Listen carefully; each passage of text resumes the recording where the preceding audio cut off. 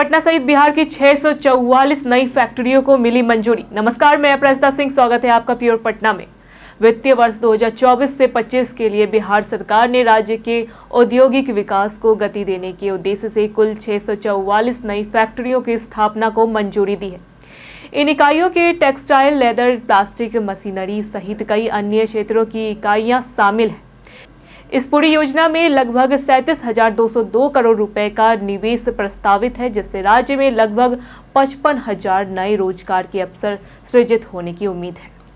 बिहार सरकार के उद्योग विभाग द्वारा इस परियोजना को 2 चरणों में मंजूरी दी गई है। स्टेज 1 में 420 इकाइयों को और स्टेज 2 में 244 इकाइयों को स्वीकृति दी गई है।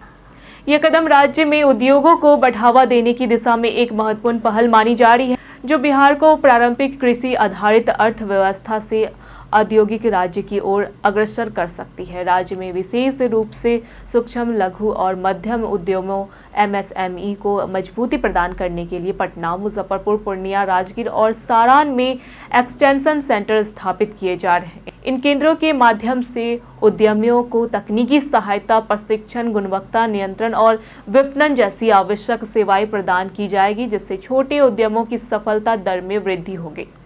गौरतलब है कि पिछले 2 वर्षों में बिहार में 2,312 उद्योगों की स्थापना हो चुकी है, जो राज्य के बदलते औद्योगिक परिदृश्य को दर्शाता है।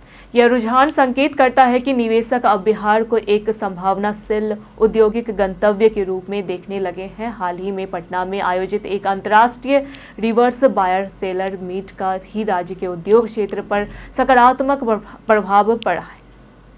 यह कार्यक्रम में लगभग 20 देशों के खरीदारों ने भाग लिया है और लगभग 1.80 लाख करोड़ रुपए के निवेश प्रस्ताव सामने आए।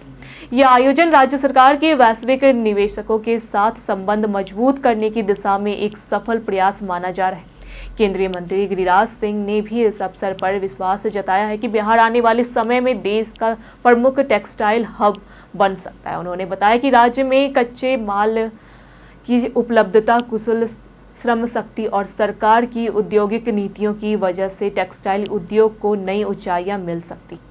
हालांकि इस समस्त औद्योगिक योजनाओं की सफलता इस बात पर निर्भर करती है कि जमीन आवंटन और पर्यावरणीय मंजूरी जैसी प्रक्रियाएं समयबद्ध तरीके से पूरी हो। यदि ये अड़चनें समय रहते सुलझा ली जाती है तो बिहार निवेशकों के लिए एक आकर्षक औद्योगिक गंतव्य बन सकता है।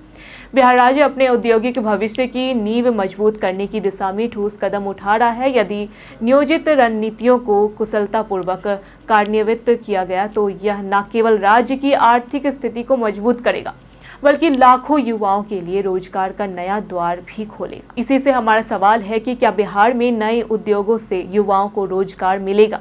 आप अपना जवाब हमें हमारे कमेंट में जरूर बताएं। आज के लिए इतना ही। पटना की तमाम खबरों के साथ बने रहने के लिए देखते रहे प्योर पटना।